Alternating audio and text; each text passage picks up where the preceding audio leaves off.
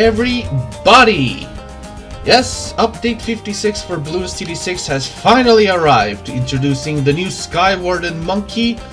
And I mean, you've seen the patch notes already, but yeah. The new tower is the main attraction of this thing, and this is why we also have a little quest of the Skywardens. But also we got the Powers Pro challenge, which gives us one of every regular power. How fitting. But our main focus is going to be going for the Skywardens, and hopefully maybe getting some little tail for that. Yeah, I'm going to go through all this quest and sharing my thoughts about the Skywarden and some of the future things that NinjaQ might do regarding the content, like towers and all that. But let's get into action. Let's see what they're gonna offer. Verdant Fields, Storm Approaches. So I think this is gonna be one of those wind or lightning Skywardens. I mean, I have played with the Skywarden in a co-op session. Oh, there you are, Patch. The Skywardens started on the verdant fields of Park Path. Their storm bows freshly constructed, ions building in a swirl, a storm approaching. Though they had all gone through training, their last lesson was soon to begin. The goal was to reach Ascent and protect it from the Bloons, but first, the Bloons on Park Path must be stopped. And there it is, okay, easy mode. So in easy mode, 175 cash, this little alternate druid, as some people might call it, costing just a smidge more than Dark Monkey. Skywardens can join the fight early. Their attack speed is slow, but increases as they continue hitting Bloons. Yep, just like Druid of Wrath. Rounds 1 to 24. And of course the summer heat with the bazingas of the Frontier Legends. Yeah, it really shows that the Skywarden has been a nice little hit project, being an archer and a magic monkey. I mean, as soon as I heard that the NinjaQ was gonna make a new monkey, like an archer-related monkey, my idea went magic instantly, because there's no way they were gonna release two primary towers at once. So yeah, that's why I went with magic for the archers. Maybe gonna do something with forest or the wind, just like the druids are. So we're gonna place another Skywarden here, and it looks like they're limited to the tier 2 upgrades. I mean, for now, the base Skywardens are doing really well. I mean, it's still the beginning of the update, and there's still a lot to be had with doing this Skywarden crap. Also, kind of a fitting name, ain't it? Yeah, the first tiers are quite cheap, actually. We got some range, and we got some range that actually stacks.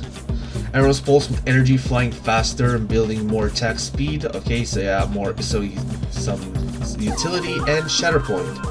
Improve pierce and accuracy. Low tier frozen balloons are shatter. So yeah, range, utility, and pierce. Range, speed, pierce. That's what I'm getting from. So yeah, I'm gonna go with aerial attunement here.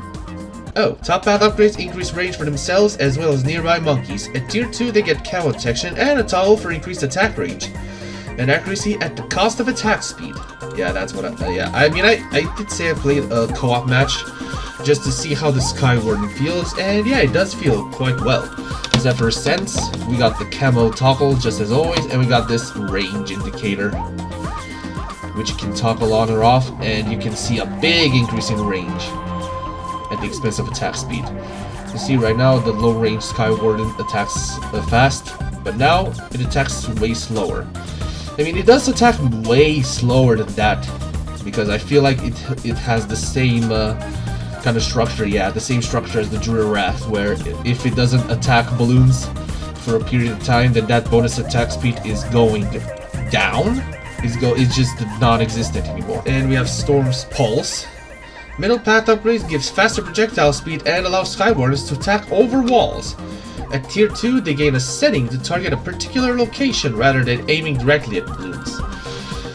Now, this one, on the target Thundering Arc, unleashes thunderous explosion that grows in size over distance, can fire over walls, and set to target a different location. At first, when I got Thunderous Arc, I was thought, oh, there's gonna be some target setting over there, but kind of wouldn't make sense because it will clutter the menu already with these two happening if you have Zephyr Sense. Until I noticed that we're getting a BTD5 mortar specialty building case, where first, last, close, strong, and you get a set target. Right now it sets the target close and in constant fire, but you can target it anywhere. I don't know if this was intended to happen with the reticle disappearing rather than turning red or something like that, but yeah, you can set it to target anywhere as long as it is within range of itself. And with the bottom path, pierce accuracy, projectile pierce, and arrows can shatter frozen balloons. At tier 2 they can deal even more damage to frozen balloons. It is a little sad because we don't have an ice monkey or Silas to help with that, or even a tidal chill mer monkey to help with the frozen balloons situation, but yeah. It is rather like baby steps, if it were made to be. Okay, so yeah, you got a 220, 202, 022. We're dealing with a combo of Skywardens here. I have to say the Skywarden is a really interesting new tower to begin with. I have heard that while it is interesting, its low pierce capabilities kind of make compared to the Desperado of some way. I don't know if I'm really correct about that, but it is kind of similar to how Desperado's low tier upgrades are more stepping stones to the actual good upgrades, which I believe we're gonna be seeing in this tier 3 quest right here, where you get some. Oh, speaking of Ice Monkey. They made their way across the frozen wastes, honing their ability to command terrifying energy in their storm bows that practice combination attacks, causing Bloons to become, yup, that's gonna be the tier 3 one. Effect building as each combination is carried out. It was time to put their combinations into action. They knew of a weakness, however, while their aligning attacks on the middle path could pop lead balloons. It was reliable. They could rely on help from other magic monkeys. Yay, the brethren. And Ice Monkey, while not magic, it is believable. It is quite believable, because in the early days of BT6, while it was during development, it was stated that the Ice Monkey was initially going to be Magic Monkey before settling to Primary. What have I got? Give Monkey, Stomp, Bloon. I had to do it. You don't give me mortar, but I still find ways to get Greg on the battlefield. All right, so now with Ice Monkey on the line, I can potentially showcase the details of the low tier Skywarden. So I think I'm gonna place an Arctic Wind here and get this guy to Ice Bore. Bonus damage to frozen balloons. Low tier frozen balloons are shattered instantly, so basically like an insta-killer of some kind.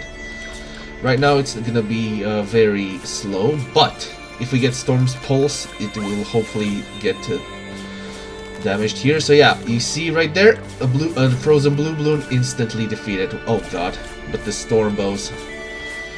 The projectile is actually an energy blast.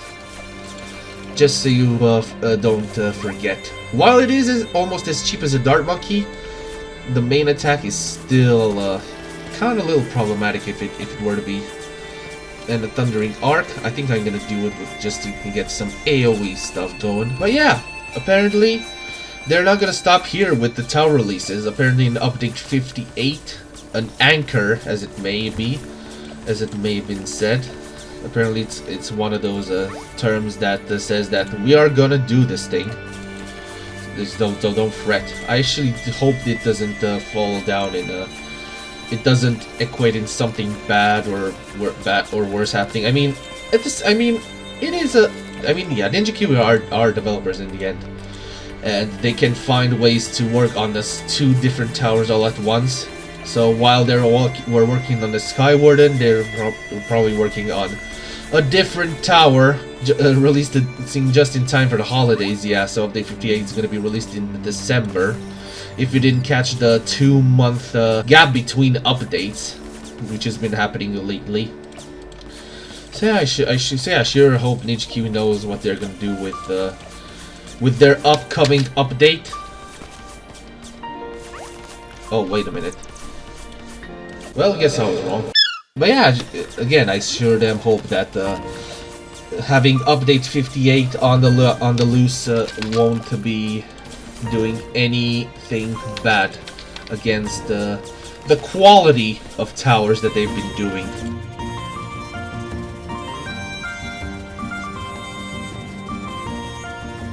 Cold Chain Ice combo. So this is where we're gonna have combo attacks. First slows targets, then causes Bloons to slow other nearby Bloons, then will produce freezing shrapnel from the target. Alright, so we got one of those real combo attacks, and apparently the return of Viral Frost with this Cold Chain attack. Those who haven't played BTD5 and don't know what Viral Frost did, it was an upgrade from Arctic Wind, and it caused frozen Bloons from that Ice Monkey to freeze other Bloons that came in contact with them. But instead here with Cold Chain, it slows them down instead of having a full freeze. Alright, round 39, and the Moab's slowly approaching, so we're gonna get a Wind Weaver. First causes Bloons to periodically be blown back, then produces extra arrows from the target, then pulls other Bloons backwards to the target. Alright, we're gonna have to wait and see how this holds off against a singular Moab. If not, then I guess I'm gonna be doing some druidic action. Oh yeah, you can see some of that. Yeah, the damage power isn't really doing much. Alright, looks like I'm gonna have to be creative here with my with my defense, as bad as it may seem. Oh god, that was a Druid Storm. I tried to go for a Druid Jungle. Well, that's on me. But yeah, you can see the other weakness. Not much great Moab popping power. So yeah, Gale Sage attacks the quick volleys and disables Camo Bloons from within radius. That's actually quite good. Kind of like a pseudo submerge and support kind of deal. So let's try that. Kind of redundant because I also have Ice Shards, but yeah. The quick volley, it kind of makes it like a Desperado kind of firing. You can see here. Alright, so the Gale Sage getting extra range. Attacks in volleys of 3. Lovely jubbly. Frozen Verdict. Destroying a frozen balloon leaves volatile explosive remains on the track to slow balloons that explode in icy bursts when they expire. Let's try that. Oh yeah, I can definitely see the frozen ice thing.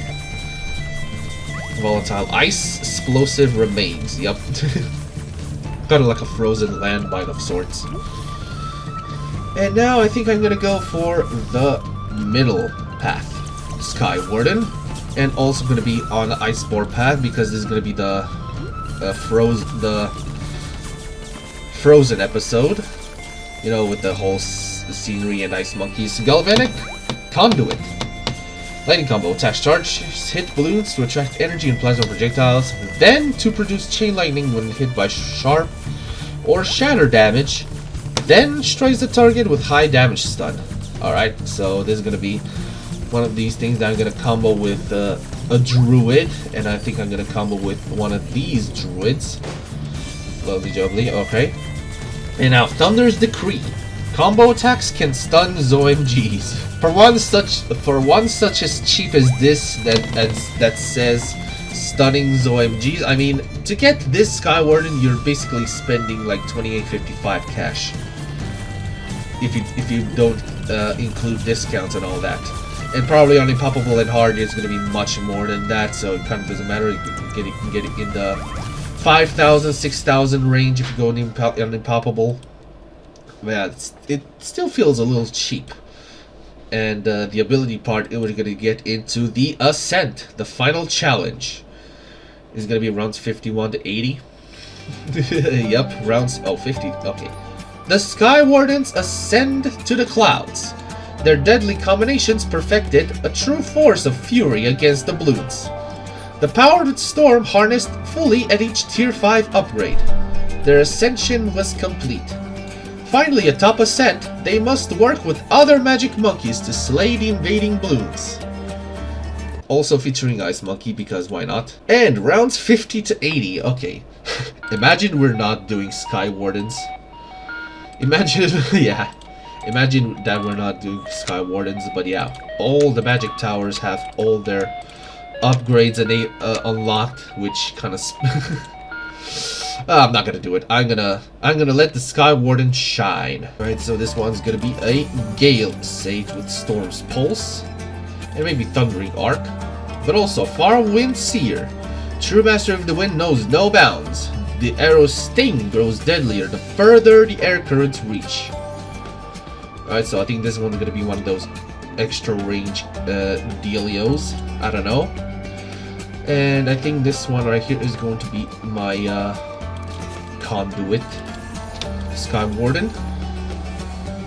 And I don't know about the Shatter Points, but yeah, I think we're gonna go and see. If not, I think I'm gonna drop an Alchemist with AMD. Oh god. Oh no, that's good. That is good. Oh, never mind. Okay, I think I'm gonna drop a ninja here, just in case. Alright, so Thunder Charge. Electrocute charges nearby monkeys. Well, not really this nearby monkey. Yeah, I think that we're gonna be having a mandatory classic Ninja Alch combo right here, just to be safe here. Alright, so yeah, this stun was quite good. Greatly increases range, and we have Farwind Seer with Utter Marcus radius stacking up to 5 times. I don't know about this radius. Oh yeah, working like a Potlos Druid though. And Zephyr Sense for camo. Actually no, because we already have the Gale Sage here. But it's not bad to have a. Okay, I think I'm gonna enable the faster attack speed. Oh god, I fear the ninjas might not be enough. Well, wait, I was able to try last route for free. Okay, well, never mind. Now I think we're gonna have to get some more of these guys here.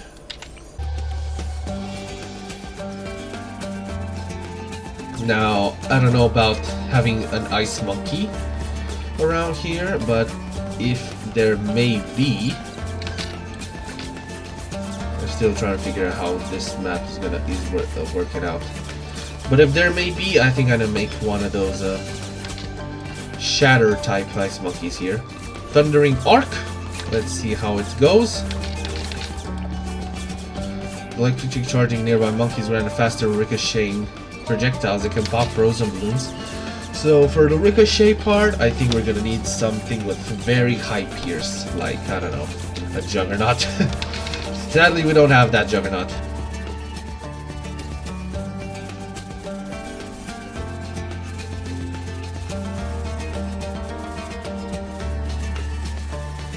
Oop. Oh yeah, now you can see why the lightning is very inefficient. Alright, lesson learned.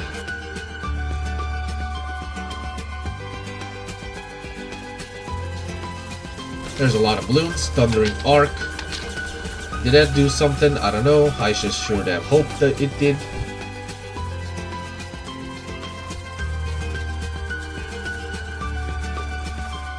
Oh god, this mob is getting dangerously close. Ooh, yeah. That was quite bad. Ooh, yeah, but yeah, these Skywardens are actually kinda. Oh no, never mind. Alright, round 63. Quite the challenge, is it?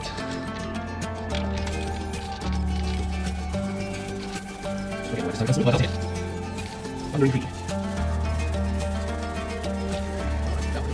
handling this wave of ceramics, I sure damn hope. Oh, it is. Looking scary. Never mind. Well, thank you.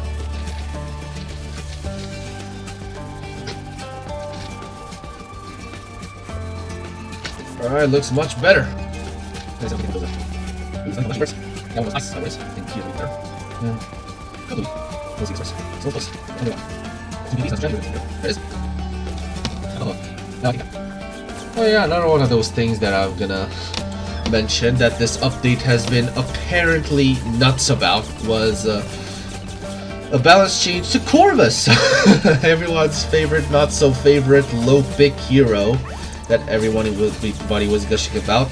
apparently they nerfed the nourishment ability from his spellbook, and they made it so it only gives cash instead of XP at all levels. And I've seen so many damn posts about Corvus's change. That why did they do it? Such a low leveling hero, that doesn't make any sense and all that whatnot. Until our favorite rescuer Rohan, our beloved people's people that apparently wants to write an entire fucking novel for Permaspike in every single patch note possible. I don't know, I think he got some of that disease from Jaja Josh. Saying, getting more in line, more in depth with Corvus's change and how it should hopefully increase player use rates. And because, I mean, I have played with Corvus myself to know what he's talking about, and yeah, all this talk just having Corvus chosen only for nourishment and nothing else, while having your other monkeys do all the work for you. I mean, yeah, it is faster to get to level 20, but at the same time, it doesn't really make for a good gameplay loop, honestly. And I kind of have to agree with him on this one. Because, yeah, Corvus is one of those heroes that's more skill dependent. While Corvus is high on the tiers, his low use rates are kind of what makes this list, this tier placement one of those things that why is it in the top of the tier list when you see nobody literally use it? And it's probably because of the whole nourishment cycle. Like, you use nourishment and you immediately use abilities to get all the required mana for the next cycle or something. And that really doesn't make for a good gameplay loop, as I said earlier. And the thought of making his nourishment give more cash, which as of this recording is a little when it comes to half cash. Maybe that's gonna be fixed in the following hotfix update. Yeah, that's why people are not really satisfied with it, because how the hell can you make cash in chimps, of all places? And yeah, chimps is notorious for disabling income, and probably that's why Corvus is justifies it, so that people use Corvus, use the hero buy insta buy level system, instead of doing this nourishment cycle over and over to get the desired change, as it may be. And yeah, that's pretty much at least how I see it with the Corvus change on the horizon. And hopefully it is and hopefully I kind of explained it well on the matter. Till then, yeah, after round 63, this game just became a breeze to go with, and the Skywardens have ascended. Alright, the home is secure, and we got the tier 3 of each Skywarden on hand. Hooray! But also, because I'm one of those cheeky little guys that bought that went to the shop, if you do want to buy the Skywarden unlock pack, you can go to the creator's support button, David TS, bada bing bada boom, no need to grind pops in order to unlock Corvus. Especially, and sadly, when for the following 2 weeks, the PT6 Discord shop offers all the IAPs here for half the price. So instead of the normal Skywarden unlock pack value, it's half off for the next 2 weeks. Same with the Portable Lake Pro pack, and same with the Legends. So if you want to get Frontier or Rogue Legends from the Discord store, now's your time while they're half off. And while you do so, you can get a wonderful Dart Monkey Wampus pet. It's crazy how our beloved Bloons veteran has went from 0 pets to having 2 pets in simultaneous updates. Wild. Yeah, that's all about the Skywarden and all the quests and me yapping about it. Maybe I'm gonna try some of these quests in my own time, kind of like how Ethan Reed does it. But next time that we're gonna see each other, we're gonna be on the Frontier Extreme that I have footage of before this update came out. So I'm gonna get to editing that, publishing it, and hopefully you enjoy it. If you did enjoy this video, by the way, thank you guys so much for watching. If you want to support me, like, hype, and subscribe. If you don't want to miss anything else from me, such as community posts or just being yapping around for some wild nonsense. But yeah, until next time, peace.